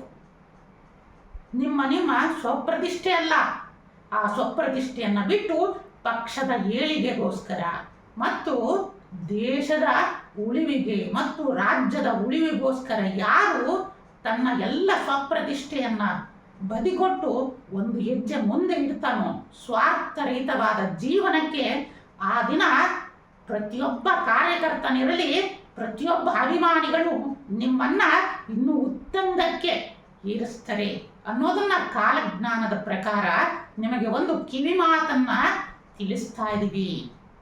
ಆದಷ್ಟು ನೀವುಗಳು ನಮ್ಮ ರಾಜ್ಯದ ಒಳಿತಿಗಾಗಿ, ನಮ್ಮ ದೇಶದ ಒಳಿತಿಗಾಗಿ ಮತ್ತು ಪಕ್ಷದ ಒಳಿತಿಗಾಗಿ ನಿಮ್ಮ ಎಲ್ಲ ಸ್ವಾರ್ಥಗಳನ್ನ ಬದಿಗೊಟ್ಟು ಕಾರ್ಯಕರ್ತನ ಒಂದೊಂದು ಸಮಯಕ್ಕೂ ನೀವುಗಳು ಮೀಸಲಿಟ್ಟಿದ್ದೇ ಆದರೆ ಉತ್ತಮ ನಾಯಕರು ನೀವುಗಳು ಆಗುತ್ತೀರಾ ಅಂತಂದೇಳಿ ಮತ್ತೊಮ್ಮೆ ನಿಮ್ಮೆಲ್ಲರಿಗೂ ಕಿವಿ ಮಾತನ್ನ ತಿಳಿಸುತ್ತಾ, ನಿಮಗೆ ಶುಭವಾಗಲಿ.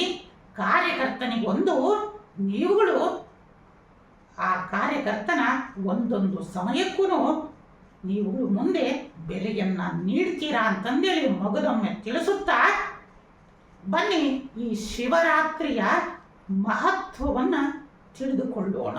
ಇನ್ನು ಈ ಶಂಖ ಯೋಗದ ಅಮಾವಾಸ್ಯೆಯ ಫಲಾಫಲದಲ್ಲಿ ಹಿಂದೆ ನಾವು ತಿಳಿಸಿದ್ದೇವೆ, ಶ್ರೇಷ್ಠ ಜಗದ್ಗುರುಗಳ ಕಣ್ಮರೆಯಾಗ್ತಾ ಇದೆ, ನಮಗೂ ಸಹ ತುಂಬ ನೋವನ್ನು ಉಂಟು ಮಾಡ್ತಾ ಇದೆ ಅಂತಂದು ಹಿಂದೂ ಸಹ ಎಚ್ಚರಿಕೆಯನ್ನು ನೀಡ್ತಾ ಇದ್ದೀವಿ. ಆದರೆ ಕಾಲಜ್ಞಾನದ ಪ್ರಕಾರ ಆ ಸಮಯ ಹತ್ತಿರ ಬರ್ತಾ ಇದೆ.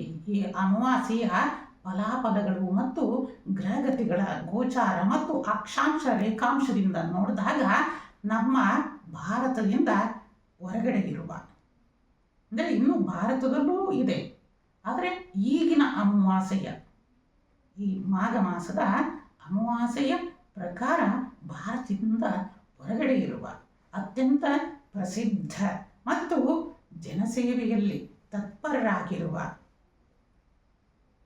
ಧಾರ್ಮಿಕ ಗುರುಗಳಾದ ಶ್ರೀ ಪೋಪ್ ಅವರು, ವ್ಯಾಟಿಕನ್ ಸಿಟಿಯ ಪೋಪ್ ಫ್ರಾನ್ಸಿಸ್ ಅವರಿಗೆ, ಅಂದರೆ ಅಕ್ಷಾಂಶ ಮತ್ತು ರೇಖಾಂಶದ ಆಧಾರದ ಮೇಲೆ ಹೇಳ್ತಾರಿಂದ ಆದಷ್ಟು ಅವರು ತಮ್ಮ ಆರೋಗ್ಯದ ಕಡೆ ಜಾಗರೂಕತೆಯನ್ನ ವಹಿಸಬೇಕು. ಏಕೆಂದರೆ ಕಾಲಜ್ಞಾನದ ಪ್ರಕಾರ ಮತ್ತು ಗ್ರಹಗತಿಗಳ ಆಧಾರದ ಮೇಲೆ ಧಾರ್ಮಿಕ ಗುರುಗಳಾದ ಇಡೀ ಜನತೆಯನ್ನ ಪೋಷಿಸುತ್ತಾ ಇರುವ ಯೇಸುವಿನ ಪ್ರತಿರೂಪವಾದ ಪೋಪ್ ಫ್ರಾನ್ಸಿಸ್ ಅವರು ತಮ್ಮ ಆರೋಗ್ಯದ ಕಡೆ ಗಮನವನ್ನು ವಹಿಸತಕ್ಕದ್ದು. ಇಲ್ಲ ಅಂತಂದರೆ ಅನೇಕ ರೀತಿಯಿಂದ ಕಂಟಕಗಳನ್ನು, ಅಪಮೃತ್ಯುವಿನ ಬಾಧೆಯನ್ನು ತಿಳಿಸ್ತಾ ಇದೆ.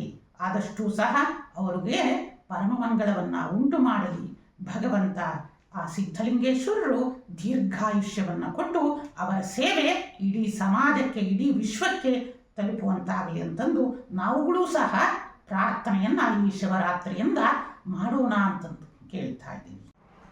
ಈ ಮಾಘ ಮಾಸದ ಕ್ರೋಧಿ ನಾಮ ಸಂವತ್ಸರದಲ್ಲಿ ನಡೀತಾ ಇರುವ ಈ ಮಹಾಶಿವರಾತ್ರಿ ಅತ್ಯಂತ ಉತ್ಕೃಷ್ಟದಾಯಕವಾಗಿದೆ. ಅದರೊಳಗೂ ಧನಿಷ್ಠ ನಕ್ಷತ್ರದಲ್ಲಿ ನಡೀತಾ ಇರುವ ಬುಧವಾರ ನಡೀತಾ ಇರೋದು ಸರ್ವಶ್ರೇಷ್ಠವನ್ನು ತರ್ತಾ ಇದೆ. ಯಾರು ಜೀವನದಲ್ಲಿ ಈ ಹಣಕಾಸಿನ ಸಮಸ್ಯೆಗಳು, ಸಾಲಬಾಧೆಗಳು, ಆರ್ಥಿಕ ಮುಗ್ಗಟ್ಟುಗಳು ಮತ್ತು ಎಷ್ಟೇ ಪ್ರಯತ್ನವನ್ನು ಮಾಡ್ತಾ ಇದ್ರೂ ಕಾರ್ಯಗಳು ನೆರವೇರ್ತಾ ಇಲ್ಲ, ಮನೆಯನ್ನು ಕಟ್ಟಲಿಕ್ಕೆ ಆಗ್ತಾ ಇಲ್ಲ, ಎಷ್ಟೇ ಒಂದು ದುಡಿಮೆಯನ್ನು ದುಡಿದ್ರೂ ಸಹ ಖರ್ಚು ಜಾಸ್ತಿ ಆಗ್ತಾ ಹೋಗ್ತಾ ಇದೆ, ಅನಾರೋಗ್ಯಗಳು ಜಾಸ್ತಿ ಆಗ್ತಾ ಹೋಗ್ತಾ ಇದ್ದಾವೆ, ಏನಪ್ಪ ಮಾಡಬೇಕು, ಜೀವನದಲ್ಲೇ ಮಹಾನ್ ಸಂಘರ್ಷಗಳು ಉಂಟಾಗ್ತಾ ಇದ್ದಾವೆ, ಶತ್ರುಗಳ ಬಾಧೆ ಹೆಚ್ಚಾಗ್ತಾ ಹೋಗ್ತಾ ಇದೆ, ಮನೆಯಲ್ಲಿ ಜಗಳಗಳು, ಅತ್ತೆ ಸೊಸೆಯಂದಿರ ಕಲಹಗಳು ವಿಪರೀತ ಆಗ್ತಾ ಇದೆ, ಯಾವುದೇ ಪೂಜೆ ಪುನಸ್ಕಾರಗಳನ್ನು ಮಾಡಿದ್ರೂ ನೆಮ್ಮದಿನೇ ಉಂಟಾಗ್ತಾ ಇಲ್ಲ ಅಂತಂದು ಜೀವನದಲ್ಲಿ ಶೂನ್ಯಕ್ಕೆ ಹೋಗ್ಬಿಡ್ತಾ ಇದ್ದೀರ. ಅಂಥವರಿಗೆಲ್ಲ ಉತ್ಸಾಹವನ್ನು ನೀಡಲಿಕ್ಕೆ ಪರಮಶಿವ ಬರ್ತಾ ಇದ್ದಾನೆ. ಆದ್ದರಿಂದ ನಾವೆಲ್ಲ ಈ ಬುಧವಾರ ಈ 4 ಯಾಮದಲ್ಲಿ ಆ ಭಗವಂತನನ್ನ ಶ್ರದ್ಧಾ ಭಕ್ತಿಗಳಿಂದ ನಾವು ಅವನನ್ನ ಪೂಜೆಯನ್ನ ಮಾಡಬೇಕು. ಇನ್ನು ಕೆಲವೊಬ್ಬರು ಶಿವರಾತ್ರಿ ಜಾಗರಣೆ ಅಂತಂದ್ರೆ ಸಾಕು, ಅನೇಕ ರೀತಿಯಿಂದ ಏನೋ ಒಂದು ದಿನ ನಿದ್ದೆಯನ್ನು ತಡೆದರೆ ಸಾಕು ಅಂತಂದು ವೃಥ ಮೋಜು ಮಸ್ತಿಗಳು, ಡ್ಯಾನ್ಸು, ಕುಣಿತಗಳು, ಅನೇಕ ರೀತಿಯಿಂದ ಅವರುಗಳು ಇದನ್ನು ಮಾಡ್ತಾ ಇರ್ತಾರೆ. ಆದರೆ ಶಿವ ಎಂಥವನು? ಆದಿಯೋಗಿ ಅವನು. ಅವನನ್ನ ಯಾವ ರೀತಿಯಿಂದ ಅರ್ಚಿಸಬೇಕು ಅಂತಂದು ಅವನು ಹೇಳ್ತಾನೆ. ತನ್ನ ನಿಷ್ಕಲ್ಮಶ ಹೃದಯದಿಂದ ಶ್ರದ್ಧಾ ಭಕ್ತಿಯಿಂದ ಅವನಲ್ಲಿ ಶರಣು ಹೋಗಬೇಕು. ಆಗ ಮಾತ್ರ ನಾವು ಆರಾಧನೆಯನ್ನು ಮಾಡುವುದರಿಂದ ಶಿವತತ್ವವನ್ನು ಅರಿಯಲಿಕ್ಕೆ ಸಾಧ್ಯ. ಈ ಶಿವರಾತ್ರಿಯ ಮಹತ್ವ ನಮಗೆ ತಿಳಿಸ್ಕೊಡ್ತಾ ಇದೆ. ಏನಪ್ಪ ಇದು ಶಿವರಾತ್ರಿ? ಸಾಕ್ಷಾತ್ ಶಿವನು ಬ್ರಹ್ಮ ಮತ್ತು ವಿಷ್ಣು ದೇವರ ನಡುವೆ ನಡೆಯುತ್ತಾ ಇರುವ ಯುದ್ಧವನ್ನ ನಿಲ್ಲಿಸಲು ಜ್ಯೋತಿ ರೂಪದಲ್ಲಿ ಪ್ರಕಟವಾದ ದಿನ ಮಾಘ ಮಾಸದ ಈ ಚತುರ್ದಶಿಯಲ್ಲಿ. ಆದ್ದರಿಂದ ಆ ಸ್ವಯಂಭುವಾಗಿ ಅಗ್ನಿ ರೂಪದ ಲಿಂಗವನ್ನು ಧರಿಸಿದ್ದಕ್ಕೋಸ್ಕರನೇ ಲಿಂಗಾಕಾರದಲ್ಲಿ ಜಗತ್ತಿಗೆ ಹೊರಬಂದ. ಆದ್ದರಿಂದ ಈ ಶಿವರಾತ್ರಿಯಲ್ಲಿ ನಾವು ಶಿವನನ್ನ ಲಿಂಗ ರೂಪಿಯಿಂದ ನಾವು ಆರಾಧನೆಯನ್ನು ಮಾಡ್ತಾ ಹೋಗ್ತೀವಿ. ಜಗನ್ಮಾತೆ ಆ ಮಹಾಪಾರ್ವತಿಯು ಸಹ ಈ ದಿನ ಶಿವನನ್ನ ವರಿಸಿದಳು ಅಂತಂದೇಳಿ ಅನೇಕ ಶಾಸ್ತ್ರಗಳು ಸಹ ತಿಳಿಸ್ತಾ ಹೋಗ್ತವೆ. ಸಾಕ್ಷಾತ್ ಶಿವಪುರಾಣದಲ್ಲಿ ವರ್ಣಿತವಾಗಿದೆ. ಆ ಮಹಾಗಿರಿಜೆ ಮಹಾಶಿವನನ್ನ ಮದುವೆಯಾದಂಥ ವಿವಾಹವಾಗಿದ್ದ ಶುಭ ಸಮಯವಾಗಿದೆ. ನೋಡಿ, ಎಂತಹ ಉತ್ಕೃಷ್ಟವಾದ ಈ ದಿನದಲ್ಲಿ ನಾವುಗಳು ಯಾವ ರೀತಿಯಿಂದ ಆರಾಧನೆಯನ್ನು ಮಾಡಬೇಕು. ಏಕೆಂದರೆ ನಾವೆಷ್ಟೇ ಆಡಂಬರವನ್ನು ಮಾಡಿದ್ರೂ ಸಹ ಶಿವ ಒಪ್ಪೋದಿಲ್ಲ. ಮೊದಲು ತಿಳ್ಕೊಳ್ಳಿ. ಏಕೆಂದರೆ ಅವನು ಶುದ್ಧವಾದ ಮನಸ್ಸನ್ನು ಅವನು ಒಪ್ಪೋನು. ನೀವು ಎಷ್ಟೇ ಆಡಂಬರವನ್ನು ತೋರಿದ್ರೂ ಆ ಶಿವ ಒಲಿಯ. ಇದಕ್ಕೆ ಎಷ್ಟೋ ನಿದರ್ಶನವಿದೆ ನೋಡಿ. ಅಂತಹ ಭಕ್ತ ಮಾರ್ಕಂಡೇಯು ಅಲ್ಪಾಯುವಿಗೆ ಚಿರಂಜೀವಿಯತ್ವವನ್ನೇ ಅನುಗ್ರಹವನ್ನು ಮಾಡಿದವನು. ನಾವು ಏನನ್ನ ಕೇಳ್ತೀವಿ ಅದಕ್ಕಿಂತಲೂ ಅಕ್ಷಯವಾದ ಫಲವನ್ನ ನೀಡುವಂಥವನೇ ಶಿವ. ಶಿವ ಅಂತಂದ್ರೆ ಮಂಗಳದಾಯಕವಾದದ್ದು. ಶಿವ ಅಂದ್ರೇನೆ ಸರ್ವಮಂಗಳ ರೂಪಿ. ಅವನನ್ನ ಕೆಲವೊಬ್ರು ಏನಂತಾರೆ, ಸ್ಮಶಾನವಾಸಿ, ಅಘೋರಿ, ಸದಾ ಭಸ್ಮ ಲೇಪಿತನಾಗಿದ್ದಾನೆ. ಆದರೆ ಯಜುರ್ವೇದದಲ್ಲಿ ಏನಂತ ತಿಳಿಸ್ತದೆ, ಶಿವ ಅಂದ್ರನೇ ಶೀಘ್ರವಾಗಿ ವರವನ್ನ ಅನುಗ್ರಹಿಸೋನು. ನೋಡಿ ಎಷ್ಟು ಇಡೀ ದೇವತೆಗಳಲ್ಲೇ ಶೀಘ್ರವಾಗಿ ವರವನ್ನ ಅನುಗ್ರಹಿಸೋನು ಯಾರಪ್ಪ ಅಂತಂದ್ರೆ ಈ ಮಹಾಶಿವ. ಇಂತಹ ಶಿವನನ್ನ ನಾವು ಆ ರಾತ್ರಿಯ ಮುಹೂರ್ತದಲ್ಲಿ, ಏಕೆಂದ್ರೆ ನೋಡಿ ಇದರ ಒಂದೇ ಒಂದು ವೈಜ್ಞಾನಿಕವೂ ಅಡಗಿದೆ. 365 ದಿನದಲ್ಲಿ ನಾವು ಅರ್ಧ ದಿನಗಳನ್ನ ನಿದ್ದೆಯಲ್ಲಿ ಕಳೆದಿರ್ತೀವಿ. ನಮ್ಮ ಸನಾತನ ಪರಂಪರೆ ಮತ್ತು ವೈಜ್ಞಾನಿಕವಾಗಿಯೂ ಹೇಳುತ್ತೆ, ವಾರಕ್ಕೆ 1 ದಿನ ಉಪವಾಸವನ್ನಾದರೂ ಮಾಡು, ತಿಂಗಳಲ್ಲಿ 1 ವ್ರತವನ್ನಾದರೂ ಮಾಡು ಮಾನಸಿಕ ಶುದ್ಧಿಗೋಸ್ಕರ, ವಾರಕ್ಕೆ 1 ದಿನನಾದರೂ ಮೌನವನ್ನು ವಹಿಸು, ಇದರಿಂದ ನಿನ್ನ ಆರೋಗ್ಯ ಉತ್ತಮವಾಗುತ್ತೆ ಅಂತಂದು ನಮ್ಮ ಶಾಸ್ತ್ರಗಳು ತಿಳಿಸುತ್ತೆ. ಹೀಗಾಗಿ ವರ್ಷದಲ್ಲಿ 6 ತಿಂಗಳಿಗಾದ್ರೂ ಆಯಿತು, 3 ತಿಂಗಳಿಗಾಯಿತು, ಇಲ್ಲ ವರ್ಷಕ್ಕೆ 1 ಸತಿನಾದ್ರೂ ರಾತ್ರಿಯನ್ನು ಗೆಲ್ಲುವಂತಂದು ಹೇಳುತ್ತೆ. ರಾತ್ರಿ ಅಂದ್ರೆ ಏನು? ಅಂಧಕ, ಕತ್ತಲು. ಈ ಕತ್ತಲಲ್ಲೂ ಸಹಿತನು ಅಂದರೆ ನಮ್ಮ ಅಜ್ಞಾನವನ್ನ ದೂಡಿ ಜ್ಞಾನವನ್ನ ನೀಡುವ ಆತ ಯಾರು ಅಂತಂದ್ರೆ ಆ ದಕ್ಷಿಣಾಮೂರ್ತಿ ರೂಪನಾದ ಪರಮಶಿವ. ಇಡೀ ಲೋಕಕ್ಕೆ ಗುರು ಆ ದಕ್ಷಿಣಾಮೂರ್ತಿ. ನಮಗೆ ವೇದಗಳ ಜ್ಞಾನವನ್ನ ನೀಡಿದ, ಸಕಲ ಜ್ಞಾನಗಳನ್ನ ದಕ್ಷಿಣಾಮೂರ್ತಿ ರೂಪದಿಂದ ನೀಡಿದ. ನೋಡಿ, ರಾತ್ರಿಯಲ್ಲಿ ಅನೇಕ ತತ್ವವನ್ನ ಈ ಪ್ರಕೃತಿ ನಮಗೆ ಕಲಿಸ್ಕೊಡುತ್ತೆ. ಯಾರು ನೀವು ರಾತ್ರಿಯಲ್ಲಿ ಎದ್ದು ಪ್ರಕೃತಿಯ ಜೊತೆಗೆ ಒಡನಾಟದಲ್ಲಿರ್ತೀರಾ ಅಂಥವರಿಗೆ ಈ ಅನುಭವ ಉಂಟಾಗ್ತಾ ಇರುತ್ತೆ. ರಾತ್ರಿಯಲ್ಲಿ ಅನೇಕ ನಮ್ಮ ಪಾಸಿಟಿವ್ ವೈಬ್ರೇಷನ್ಸ್ ನೇಚರ್ನಲ್ಲಿ ಅಂಥ ವೈಬ್ರೇಷನ್ ಉಂಟಾಗ್ತಾ ಇರುತ್ತೆ. ಅಂಥ ವೈಬ್ರೇಷನ್ನಲ್ಲಿ ನಾವುಗಳು ಸಹ ನಮ್ಮ ಎನರ್ಜಿಯನ್ನ ಅಂದರೆ ಔರಾವನ್ನ ಕ್ರಿಯೇಟ್ ಮಾಡಬೇಕು ಅಂತಂದರೆ ಒಂದು ಸಂಕಲ್ಪವನ್ನು ನಾವು ಪ್ರಕೃತಿಯ ಜೊತೆಗೆ ಬೆರೆಯಬೇಕಂದ್ರೆ, ಪ್ರಕೃತಿ ಅಂದ್ರೇ ಯಾರು? ಆ ಆದಿಯೋಗಿ, ಆ ಶಿವಸ್ವರೂಪನೇ. ಅವನ ಜೊತೆಯಲ್ಲಿ ನಾವುಗಳು ಒಂದಾಗಬೇಕಂತಂದ್ರೆ ಈ ದಿನನಾದ್ರೂ 1 ದಿನನಾದ್ರೂ ಅವನಿಗೋಸ್ಕರ ಮೀಸಲಿಡೋಣ. ಹೇಗೆ ಈ ರಾತ್ರಿಯನ್ನ 4 ಭಾಗದಲ್ಲಿ ಮಾಡಿದ್ದಾರೆ. 4 ಯಾಮಗಳು ಆ ಶಿವನನ್ನ ಆರಾಧನೆಯನ್ನ ಮಾಡಬೇಕು. ಬನ್ನಿ ಆ ಶಿವನ ಮುಹೂರ್ತಗಳನ್ನ ತಿಳಿಸ್ತಾ ಹೋಗ್ತೀನಿ. ಪ್ರಥಮ ಯಾಮ ಸಂಜೆ 26ನೇ ತಾರೀಕು ಬುಧವಾರದಂದು ಸಂಜೆ 6:34 9:37 ಪ್ರಥಮ ಯಾಮ ಪ್ರಾರಂಭವಾಗಿದೆ. ಆದ್ದರಿಂದ ನಮ್ಮ ಈ ಎಲ್ಲ ವೀಕ್ಷಕರಿಗೆ ಮತ್ತು ನಮ್ಮ ಸಮಸ್ತ ಭಕ್ತರಿಂದ ಶಿಷ್ಯರಿಂದರಿಗೆಲ್ಲ ಏನಪ್ಪ ತಿಳಿಸ್ತಾ ಇದ್ದೀನಿ ಅಂತಂದರೆ ಸರಳ ರೀತಿಯಿಂದ. ಏಕೆಂದರೆ ಕೆಲವೊಬ್ರು ಹೇಳ್ತಾರೆ, ಗುರುಗಳಿಗೆ ನಮಗೆ ಅಷ್ಟೊತ್ತು ಕುಳಿತುಕೊಳ್ಳಲಿಕ್ಕೆ ಆಗಲ್ಲ, ಅನಾರೋಗ್ಯ ಸಮಸ್ಯೆ ಇದೆ. ಇಂಥವರೆಲ್ಲ ಏನಪ್ಪ ಮಾಡಬೇಕು ಅಂತಂದರೆ ಸರಳ ರೀತಿಯಿಂದ ನಿಮಗೋಸ್ಕರ ಸಂಜೆ 26ನೇ ತಾರೀಕು 6:34 9:37 ಪ್ರಥಮ ಯಾಮ ಪ್ರಾರಂಭ ಆಗುತ್ತೆ. ಈ ಸಮಯವನ್ನ ಬರೆದಿಟ್ಕೊಳ್ಳಿ. ಈ ಸಮಯದಲ್ಲಿ ಪ್ರಥಮ ಯಾಮದಲ್ಲಿ ನೀವುಗಳು ಮೃತ್ತಿಕಾಲಿಂಗನರಾಯಿತು. ನಿಮ್ಮ ಯಥಾಶಕ್ತಿಗೆ ಅನುಗುಣವಾಗಿರುವ ಲಿಂಗವನ್ನ ತಯಾರಿಸಿ ಲಿಂಗ ಪೂಜೆಯನ್ನ, ಕನಿಷ್ಠ ಪಕ್ಷ ನನಗೆ ಮಂತ್ರಗಳು ಬರಲ್ಲ ಗುರುಗಳೇ, ತಂತ್ರಗಳು ಬರಲ್ಲ, ನಾನು ಏನಪ್ಪ ಮಾಡಬೇಕು ಅಂತ ಶುದ್ಧ ಮನಸ್ಸಿನಿಂದ ಶಿವನಿಗೆ ಗಂಗಾಜಲವನ್ನ ಅರ್ಪಣೆಯನ್ನ ಮಾಡಿ, ಸಾಧ್ಯ ಆದಷ್ಟು ಪಂಚಾಮೃತದಿಂದನಾದರೂ ಅಭಿಷೇಕವನ್ನ ಮಾಡಿ,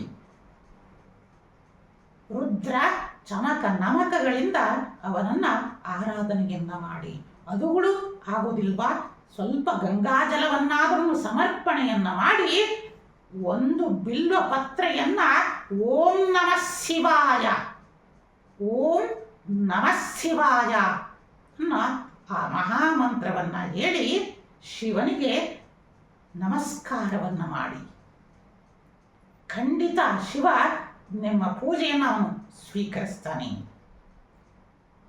ನಿಮ್ಮ ಮನಸ್ಸನ್ನ ಸದಾ ಅವನ ಬಳಿಯಲ್ಲಿ ಉಪವಾಸವನ್ನ ಮಾಡಿ ನೋಡಿ. ಅಂತಹ ಬೇಡ ಏನಪ್ಪ ಮಾಡಿದ, ತನಗೆ ಬೇಟೆ ಸಿಗಲಿಲ್ಲ ಅಂತಂದು ಅಂತಹ ಅವನು ನೋಡಿ, ಏನು ಯಾವುದೇ ವ್ರತ ಇಲ್ಲ, ಪೂಜೆ ಇಲ್ಲ, ಜಪ ಇಲ್ಲ, ಯಾವುದೇ ಯಜ್ಞ ಯಾಗ ಯಾವುದನ್ನೂ ಮಾಡಲಿಲ್ಲ. ಆದರೂ ಅವನಿಗೆ ಕೈಲಾಸದಲ್ಲಿ ಗಣಪತ್ಯ ಸ್ಥಾನವನ್ನ ಕೊಟ್ಟಂತ ನಮ್ಮ ಶಿವ ಎಂತಹ ಕರುಣಾಮಯಿ ಅವನು. ತಾನು ಬೇಟೆಗೋಸ್ಕರ ಆ ಕಾಡಿನ ಮಧ್ಯದಲ್ಲಿ ಒಂದು ಬಿಲ್ವ ವೃಕ್ಷವನ್ನ ಏರಿ ಕುಳಿತು ಬೇಟೆ ಬರಲಿ ಅಂತಂದು ಕಾಯ್ತಾ, ಅಂದ್ರೆ ಎಲ್ಲಿ ನನಗೆ ನಿದ್ದೆ ಬಂದ್ರೆ ಬೇಟೆ ತಪ್ಪಿಸ್ಕೊಂಡು ಹೋಗುತ್ತೋ ಅನ್ನೋ ಒಂದು ಇದರೊಳಗೆ ಅವನು ಕುತ್ಕೊಂಡು ತನಗೆ ಸಿಗ್ತಾ ಇರುವ ಆ ಎಲೆಗಳನ್ನ ಚಿವುಟಿ ಹಾಕ್ತಾ ಇರ್ತಾನೆ. ಆ ಎಲೆ ಎಲ್ಲಿ ಹೋಗ್ತಾ ಇರುತ್ತೆ ಅಂತಂದ್ರೆ ತನಗೆ ಅರಿವಿಲ್ಲದಂತೆ ಆ ಬಿಲ್ವ ವೃಕ್ಷದ ಬಳಿಯಲ್ಲಿದ್ದ ಲಿಂಗದ ಮೇಲೆ ಬೀಳ್ತಾ ಇರುತ್ತೆ ಒಂದೊಂದು ಪತ್ರೆಯೂ ಸಹ. ನೋಡಿ, ಅವನು ಯಾವುದೇ ಸಂಕಲ್ಪ ಇಲ್ಲ, ಅವನಿಗೆ ಶಿವ ಅಂತಂದ್ರೆ ಏನೂ ಗೊತ್ತಿಲ್ಲ. ಅಂತಹ ನಾಸ್ತಿಕನಿಗೂ ಸಹ ತನ್ನ ವರದಾಸ್ತವನ್ನ ನೀಡಿದಾತ. ನೋಡಿ, ಶೀಘ್ರ ವರವನ್ನ ಅನುಗ್ರಹಿಸುವನು ಶಿವ. ಇಂತಹ ಶಿವನನ್ನ ನೀವುಗಳು ಸಹ ಆರಾಧನೆಯನ್ನ ಮಾಡಿ ಭಕ್ತಿಯಿಂದ ಆ ಶಿವನಲ್ಲಿ 1ನೇ ಯಾಮದಲ್ಲಿ ಪೂಜೆಯನ್ನ ಸಲ್ಲಿಸಿ ನಿಮ್ಮ ಅಪರಾಧಗಳನ್ನೆಲ್ಲ ಕ್ಷಮಿಸು ತಂದೆ ಅಂತಂದೇಳಿ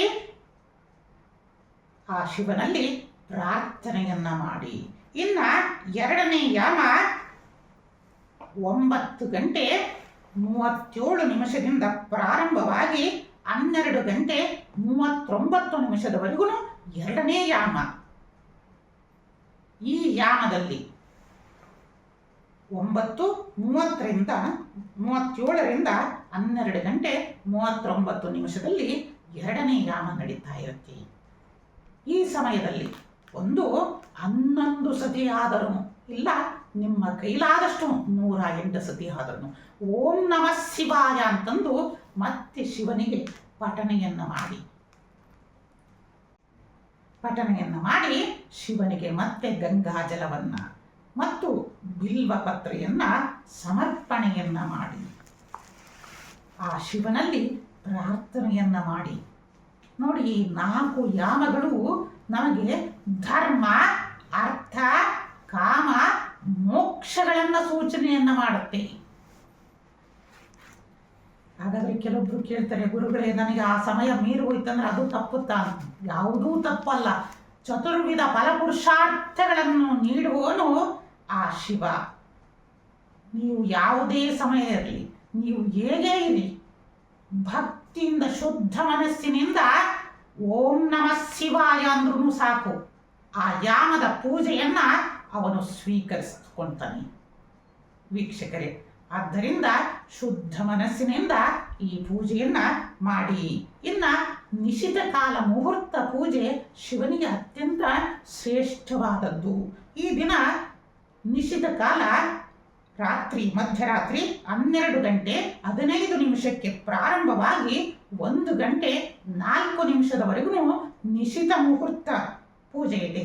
ಈ ದಿನದಲ್ಲಿ ಆ ಸಮಯದಲ್ಲಿ ಶಿವನಿಗೆ ಗಂಗಾಜಲವನ್ನು ಅರ್ಪಣೆಯನ್ನ ಮಾಡಿ ಕರ್ಪೂರಾರ್ತಿಗಳಿಂದ ಸ್ವಾಮಿಗೆ ಬೆಳಕನ್ನ ತೋರಿಸುವುದರಿಂದ ನಮ್ಮ ಜೀವನದಲ್ಲಿ ಉಂಟಾಗಿರುವ ಅನೇಕ ಕತ್ತಲನ್ನ ಕಳೀತಾನೆ. ನಮ್ಮ ಜೀವನಕ್ಕೆ ಅವನು ಬೆಳಕನ್ನು ತೋರಿಸ್ತಾನೆ. ಆದಷ್ಟು ಈ ನಿಷಿದ್ಧ ಮುಹೂರ್ತದ ಪೂಜೆಯನ್ನು ಸಹಿತನೊಬ್ಬನು. ನಂತರ ನಾವು 3ನೇ ಯಾಮಕ್ಕೆ. ಇನ್ನು 3ನೇ ಯಾಮದ ಪೂಜಾ ಮುಹೂರ್ತ ರಾತ್ರಿ 12:39 ಪ್ರಾರಂಭವಾಗಿ 3:42 3ನೇ ಯಾಮದ ಪೂಜೆ ಇರುತ್ತೆ. ಈ ಯಾಮದಲ್ಲೂ ಸಹ ನೀವುಗಳು ಶುದ್ಧ ಮನಸ್ಸಿನಿಂದ ಓಂ ನಮಃ ಶಿವಾಯ ಈ ಮಹಾಮಂತ್ರವನ್ನ ಜಪವನ್ನ ಮಾಡಿ, ಶಿವನಿಗೆ ಗಂಗಾಜಲವನ್ನ ಅರ್ಪಣೆಯನ್ನ ಮಾಡಿ. 5 ನಿಮಿಷ ಪೂಜೆಯನ್ನು ಮಾಡಿದರೂ ಸಾಕು. ಈ ಸಮಯದಲ್ಲಿ ಖಂಡಿತ ಶಿವ ನಿಮ್ಮ ಪೂಜೆಯನ್ನ ಸ್ವೀಕರಿಸಲಿ ಅಂತಂದು ನಾವುಗಳು ಸಹ ಪ್ರಾರ್ಥನೆಯನ್ನ ಸಲ್ಲಿಸ್ತಾ ಹೋಗ್ತೀವಿ. ಇನ್ನ 4ನೇ ಯಾಮದ ಪೂಜೆ 3:42 ಪ್ರಾರಂಭವಾಗಿ 6:45 4ನೇ ಯಾಮದ ಪೂಜೆ ಇರುತ್ತೆ. ಈ ಸಮಯದಲ್ಲೂ ಸಹ ನಾವು ಶಿವನಿಗೆ ಗಂಗಾಜಲವನ್ನ, ಕ್ಷೀರವನ್ನ ಅರ್ಪಣೆಯನ್ನ ಮಾಡಿ, ಬಿಲ್ವ ಪತ್ರೆಯನ್ನ ಸಮರ್ಪಣೆಯನ್ನ ಮಾಡಿ ಓಂ ನಮಃ ಶಿವಾಯ ಈ ಮಹಾಮಂತ್ರವನ್ನ ಸಮರ್ಪಣೆಯನ್ನ ಮಾಡಿ ಅನನ್ಯವಾಗಿ ಅವನಲ್ಲಿ ಶರಣು ಹೋಗಿ, ಭಕ್ತಿಯಿಂದ ಶರಣು ಹೋಗಿ. ಯಾಕಂದ್ರೆ ಶಿವನಿಗೆ ಭಕ್ತಿಗಿಂತ ಮಿಗಿಲಾದದ್ದು ಬೇರೆ ಏನೂ ಇಲ್ಲ ವೀಕ್ಷಕರೇ. ಯಾಕಂದ್ರೆ ಕೆಲವೊಂದು ಕಡೆ ಎಲ್ಲ ಹೇಳ್ತಾರೆ, ಆದರೆ ಸಕಲ ವೇದಗಳು ಸಾಕ್ಷಾತ್ ಶಿವನೇ ಏನಪ್ಪ ಹೇಳಿದಾನೆ ಅಂತಂದ್ರೆ ಅವನ ಬಾಯಿಂದನೇ. ಅವನಿಗೆ ನಿರ್ಮಲವಾದ ಭಕ್ತಿಯೊಂದನ್ನ ಬಿಟ್ಟು ಬೇರೆ ಏನೂ ಇಲ್ಲ. ಇದನ್ನ ಮೊದಲು ಪ್ರತಿಯೊಬ್ಬ ವೀಕ್ಷಕರು ಅರ್ಥವನ್ನು ಮಾಡ್ಕೋಬೇಕು. ತಾವುಗಳು ಸಹ ಈ 4 ಯಾಮದಲ್ಲಿ ಜಾಗರಣೆಯನ್ನ ಆಚರಿಸಬೇಕು. ಏಕಪ್ಪ ಅಂತಂದ್ರೆ ಜಾಗರಣೆಯ ಅರ್ಥನೇ ಜಾಗೃತಿ. ನಮ್ಮನ್ನ ನಾವು ಜಾಗೃತಿಯನ್ನ ಮಾಡಲಿಕ್ಕೆ ನಮ್ಮಲ್ಲಿರುವ ಈ ಎಲ್ಲ ಚಕ್ರಗಳನ್ನ ಜಾಗೃತಿಯನ್ನ ಮಾಡ್ಕೋಬೇಕು. ನಮ್ಮನ್ನ ನಾವು ಅರ್ಥವನ್ನ ಮಾಡಿಕೊಳ್ಳುವ ತತ್ವ ಶಿವತತ್ವ. ಈ ದಿನ ಆಧುನಿಕತೆಯಲ್ಲಿ ನಾವುಗಳು ಶಾಸ್ತ್ರಗಳನ್ನ, ವೇದಗಳನ್ನ ಮರೆತು ನಮಗೆ ತಿಳಿದಂಗೆ ಪೂಜೆಯನ್ನ ಮಾಡ್ತಾ ಹೋಗ್ತಾ ಇದ್ದೀವಿ. ಅದು ತಪ್ಪು. ವೇದ ಶಾಸ್ತ್ರ ಸ್ಮೃತಿಗಳಲ್ಲಿ ಏನನ್ನ ತಿಳಿಸಿದೆಯೋ ಅದನ್ನ ಮಾತ್ರ ನಾವು ಆರಾಧನೆಯನ್ನ ಮಾಡಿದಾಗ ಮಾತ್ರ ಆ ಅಶುತೋಷನಾದ ಭಗವಂತ ಭೋಲೆನಾಥ ನಮ್ಮ ಮೇಲೆ ಪ್ರಸನ್ನನಾಗ್ತಾನೆ. ಹೇಳ್ತಾರೆ ಹೊರತು ಈ ದಿನ ನಾವು ವಿಶ್ವನಾಥನ ಬಳಿನಲ್ಲಿ ಹೋದ್ವಿ, ಅಲ್ಲಿ ಹೋಗಿದ್ದೆ, ಇಲ್ಲಿ ಹೋಗಿದ್ದೆ, ಅಷ್ಟು ಗ್ರ್ಯಾಂಡ್ ಆಗಿ ಫಂಕ್ಷನ್ ಮಾಡಿದ್ವಿ.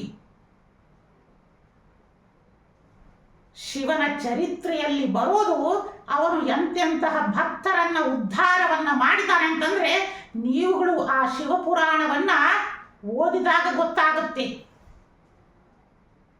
ಎಂತಹ ಆಡಂಬರದಿಂದ ಅರ್ಚನೆಯನ್ನ ಮಾಡಿದವನಿಗೂ ಒಲಿಯದವನು. ಇಂತಹ ಶಿವನನ್ನ ನಾವು ಯಾವ ರೀತಿಯಿಂದ ಒಲಿಸ್ಕೋಬೇಕು ಅನ್ನೋದನ್ನ ಮುಂದಿನ ಈ ಶಿವರಾತ್ರಿಯ ಸಂಚಿಕೆಯಲ್ಲಿ ಶಿವನ ಬಗ್ಗೆನೇ ವಿಶೇಷವಾಗಿ ನಿಮಗೆ ತಿಳಿಸ್ತಾ ಹೋಗ್ತೀನಿ ವೀಕ್ಷಕರೇ. ಅನೇಕ ರೀತಿಯಿಂದ ಈ ಹಣಕಾಸಿನ ಸಮಸ್ಯೆಗಳಿರಲಿ, ಸಾಲಬಾಧೆಗಳ ಸಮಸ್ಯೆಗಳಿರಲಿ ಮತ್ತು ರಾಜಕೀಯದ ಅಧಿಕಾರವನ್ನ ಎಷ್ಟೇ ಪ್ರಯತ್ನ ಪಟ್ಟರೂ ಸಿಗ್ತಾ ಇಲ್ಲ ಮತ್ತು ಯಾವುದೇ ವ್ಯಾಪಾರದಲ್ಲಿ ಲಾಭಗಳು ಉಂಟಾಗ್ತಾ ಇಲ್ಲ ಮತ್ತು ಅನೇಕ ವಿವಾಹ ಕಾರ್ಯದಲ್ಲಿ ವಿಘ್ನಗಳೇ ಉಂಟಾಗ್ತಾ ಹೋಗ್ತಾ ಇದೆ. ಎಷ್ಟೇ ಪ್ರಯತ್ನ ಪಟ್ಟರೂ ಕಲ್ಯಾಣ ಕಾರ್ಯಗಳು ನಡೀತಾ ಇಲ್ಲ ಮನೆಯಲ್ಲಿ ಅನ್ನೋರಿಗೆ ಶ್ರೀಮಠದಲ್ಲಿ, ಶ್ರೀ ಸಿದ್ಧಲಿಂಗೇಶ್ವರ ಗದ್ದಿಗೆ ಮಠದಲ್ಲಿ ಪವರ್ ಟಿವಿಯ ವತಿಯಿಂದ ಲೋಕ ಕಲ್ಯಾಣಕ್ಕೋಸ್ಕರ ಮತ್ತು ಸಮಸ್ತ ಭಕ್ತ ಜನರ ಮತ್ತು ಶಿಷ್ಯ ಕೋಟಿಯ ಕಲ್ಯಾಣಕ್ಕೋಸ್ಕರ ಏನಪ್ಪ ಉಂಟಾಗ್ತದೆ ಅಂತಂದರೆ ಮಹಾಕಾಮೇಶ್ವರ ಮತ್ತು ಮಹಾಕಾಮೇಶ್ವರಿಯ ಕಲ್ಯಾಣವನ್ನು ನಡೆಸ್ತಾ ಇದ್ದೀವಿ ವೀಕ್ಷಕರೇ. ಆದಷ್ಟು ಈ ಮಹಾಕಾಮೇಶ್ವರ ಮತ್ತು ಮಹಾಕಾಮೇಶ್ವರಿಯ ವಿವಾಹ ಕಾರ್ಯದಲ್ಲಿ ತಾವೆಲ್ಲರೂ ಪಾಲ್ಗೊಂಡು ಆ ತಾಯಿ ಮಹಾಕಾಮೇಶ್ವರಿಯ ಅನುಗ್ರಹ ನಿಮ್ಮೆಲ್ಲರಿಗೂ ಉಂಟಾಗಲಿ ಅಂತಂದೇಳಿ ಕೇಳ್ತಾ ಈ ಮಹಾಕಾರ್ಯಕ್ಕೆ ತಾವೆಲ್ಲರೂ ಸಕುಟುಂಬ ಸಪರಿವಾರವಾಗಿ ಆಗಮಿಸಿ ಶಾಸ್ತ್ರೋಕ್ತ ವಿಧಾನದಿಂದ ಯಾವುದೇ ಆಡಂಬರ ಇಲ್ಲದಲೆ ನಿರ್ಮಲವಾದ ಭಕ್ತಿಯಿಂದ ಆ ಭಗವಂತನನ್ನ ಆರಾಧನೆಯನ್ನ ನಾವು ಈ ದಿನ ಮಾಡಬಹುದು ಅನ್ನೋ ಎಲ್ಲ ಭಕ್ತರಿಗೂ ಸ್ವಾಗತವನ್ನ ಕೋರ್ತಾ ಇದ್ದೀನಿ. ಅಂತಹ ಭಕ್ತರೆಲ್ಲ ಆಗಮಿಸಿ ಆ ಪರಮಶಿವ ಮಹಾಕಾಮೇಶ್ವರನ ರೂಪದಲ್ಲಿ ಆಗಮಿಸಿ ಆ ಮಹಾಕಾಮೇಶ್ವರಿಯನ್ನ ವರಿಸುವಂತಹ ಶುಭ ದಿನವನ್ನ ನಾವು ನೀವೆಲ್ಲ ಆ ಕಾರ್ಯಕ್ರಮದಲ್ಲಿ ಪಾಲ್ಗೊಂಡು ಯಾವುದೇ ಆಡಂಬರವಿಲ್ಲದಲೇ ಆ ಪರಮದಯಾಳು ಆ ಪಾರ್ವತಿ ಪರಮೇಶ್ವರರ ಅನುಗ್ರಹವನ್ನು ಪಡೆಯೋಣ ಅಂತಂದೇಳಿ ನಿಮ್ಮೆಲ್ಲರಿಗೂ ಸಹ ತಿಳಿಸುತ್ತಾ, ಪರಮದಯಾಳು ಶ್ರೀ ಸಿದ್ಧಲಿಂಗೇಶ್ವರರು ಜಗನ್ಮಾತೆಯಾದ ಇಷ್ಟಕಾಮೇಶ್ವರಿ ದೇವಿ ನಿಮ್ಮೆಲ್ಲರಿಗೂ ಪರಮ ಮಂಗಳವನ್ನು ಉಂಟು ಮಾಡಲಿ, ನಿಮ್ಮೆಲ್ಲ ಮನೋಭಿಲಾಷೆಗಳು ಪೂರ್ಣವಾಗಲಿ ಅಂತಂದೇಳಿ ಹೇಳುತ್ತಾ ಓಂ ನಮಃ ಶಿವಾಯ.